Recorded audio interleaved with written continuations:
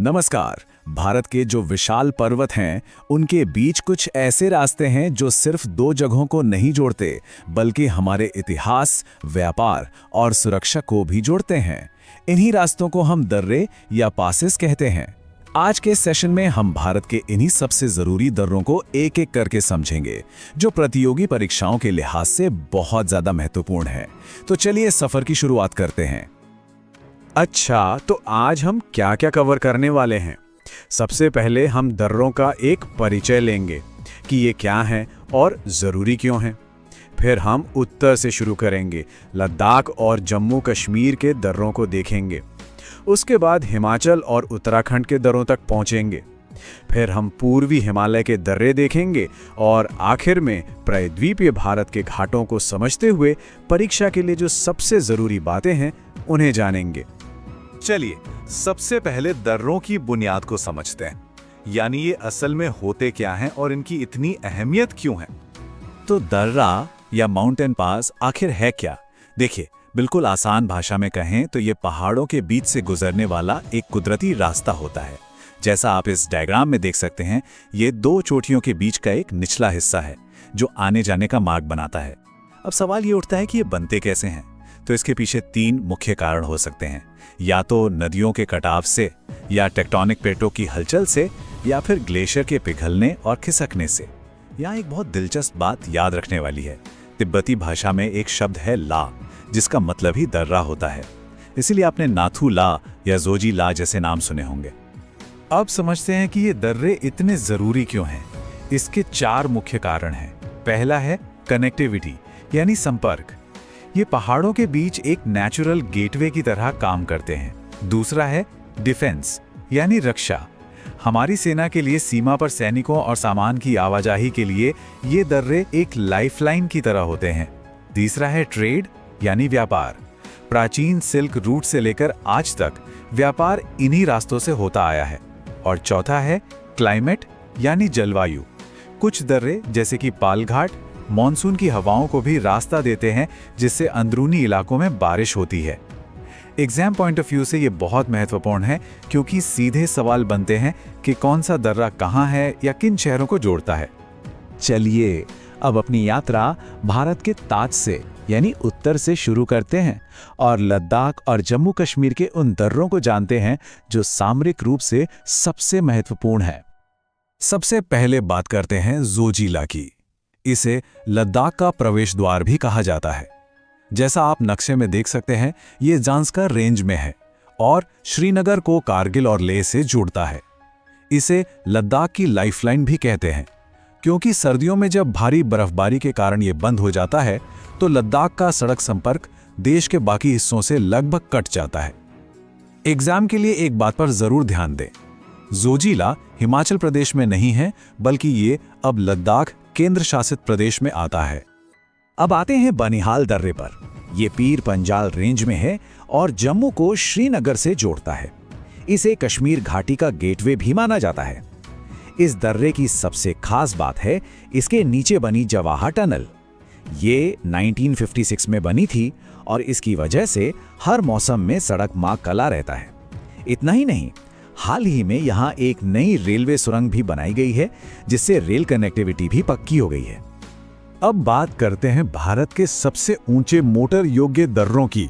इसमें अक्सर कंफ्यूजन होता है, तो ध्यान से समझिएगा। पहले नंबर पर है उमलिंगला।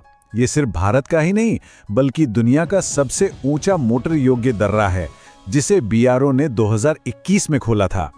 ये लेह को पेंगोंग झील से जोड़ता है। दूसरे नंबर पर आता है खारदुंगला, जो लेह को नुब्रा घाटी और सियाचिन ग्लेशियर से जोड़ता है। ये सामरिक रूप से बहुत ही ज्यादा महत्वपूर्ण है, क्योंकि सियाचिन तक सेना के लिए जरूरी सामान इसी रास्ते से पहुंचाया जाता है। अब पूर्वी लद्दाख में चीन सीमा के पास मौजूद कुछ और सामरिक दर्रों को देखते हैं। इनमें पहला है चांगला, जो लेह से पेंगोंग झील जाने का रास्ता है। दूसरा है अघिल दर्रा। ये केटू पर्वत के उत्तर में है और लद्दाख को चीन के शिनजियांग प्रांत से जोड़ता है। और तीसरा है लानकला। ये अक्साई चीन के विवादित क्षेत्र में है और लद्दाख को लहासा से जोड़ता है। लद्दाख के बाद चलिए अब थोड़ा दक्षिण की ओर चलते हैं। हमारा अगला पड़ाव है हिमाचल प्रदेश और उत्तराखंड, जहां हम पश्चिमी हिमालय के महत्वपूर्ण दर्रों को देखेंगे। हिमाचल में सबसे पहले बात करते हैं शिप्कीला की। ये किन्नौर जिले में तिब्बत सीमा पर है। इसकी सबसे खास बात ये है कि सतलुज नदी इसी दर्रे से होकर भारत में प्रवेश करती है। ये शिमला को तिब्बत से जोड़ता है और भारत चीन व्यापार के लिए एक आधिकारिक बॉर्डर पोस्ट भी है। ये दर्रा पुराने हिंदुस्तान तिब्बत रोड का भी एक अहम हिस्सा रहा है। अगला है बारालाचाला।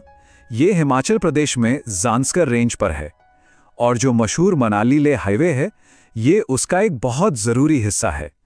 ये काफ़ी ज़्यादा ऊंचाई पर है, जिसकी वजह से सर्दियों में यहाँ भारी बर्फबारी होती है और इसी कारण यह रास्ता कई महीनों तक बंद रहता है। अब बात करते हैं मशहूर रोहतांग दर्रे की। ये पीर पंजाल रेंज में है और कुल्लू घाटी को लाहौल स्पीति से जोड़ता है। ये टूरिज्म के लिहाज से भी और सामरिक नजरिए से भी दोनों ही तरह से बहुत महत्वपूर्ण है।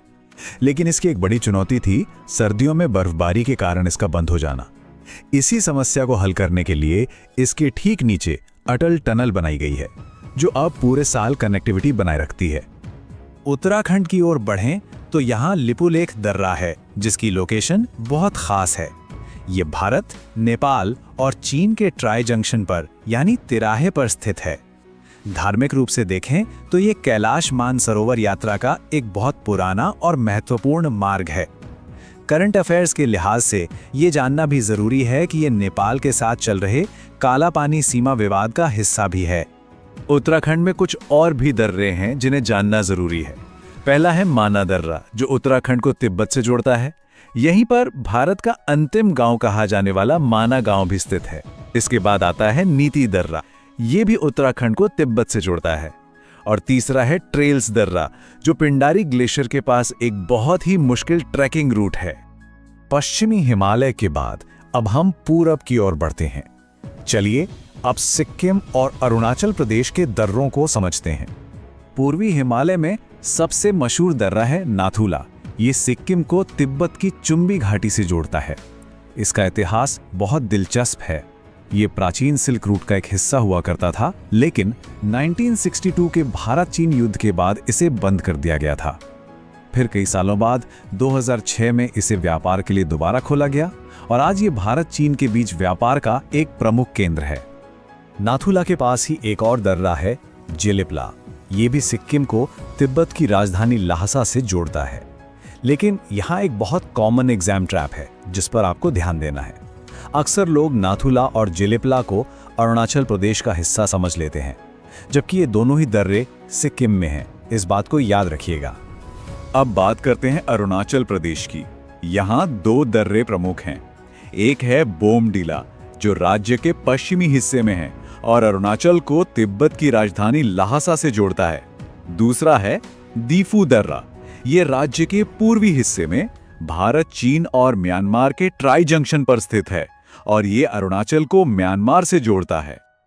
हिमालय से अब हम प्रायद्वीपीय भारत की ओर चलते हैं। यहाँ पश्चिमी घाट में जो रास्ते हैं उन्हें दर्रों की जगह घाट कहा जाता है। नाम अलग है, लेकिन इनका काम वही है, कनेक्टिविटी देना।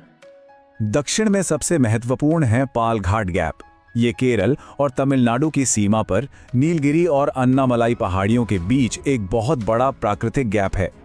ये तमिलनाडु के कोयम्बटूर को केरल के कोच्चि से जोड़ता है। लेकिन इसका महत्व सिर्फ कनेक्टिविटी तक नहीं है, ये जलवायु के लिहाज से भी बहुत अहम है, क्योंकि ये दक्षिण पश्चिम मानसून की हवाओं को रास्ता देकर तमिलनाडु के अंदरूनी इलाकों तक बारिश पहुंचाने में मदद करता है।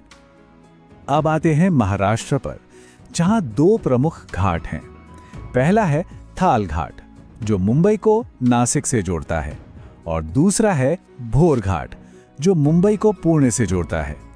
ये जानना जरूरी है कि दो बड़े आर्थिक केंद्रों मुंबई और पुणे को जोड़ने की वजह से भोर घाट को भारत का सबसे व्यस्त और आर्थिक रूप से महत्वपूर्ण घाट माना जाता है।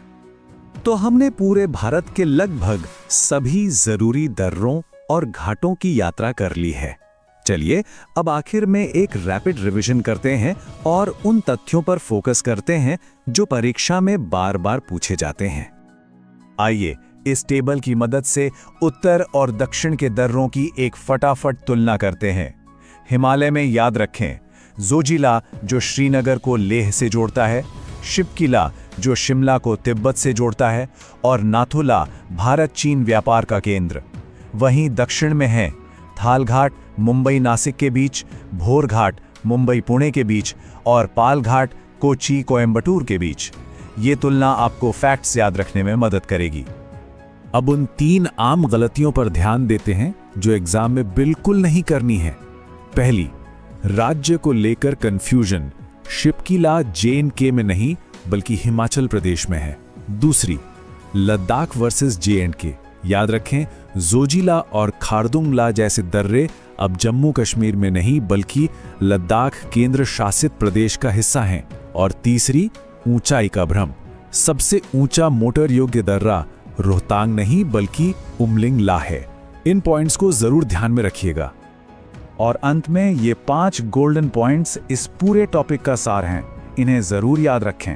पहला, सतलुज नदी का भारत में प्रवेश शिवकिला से। दूसरा, मानसरोवर यात्रा का रास्ता लिपुलेख और नाथुला से।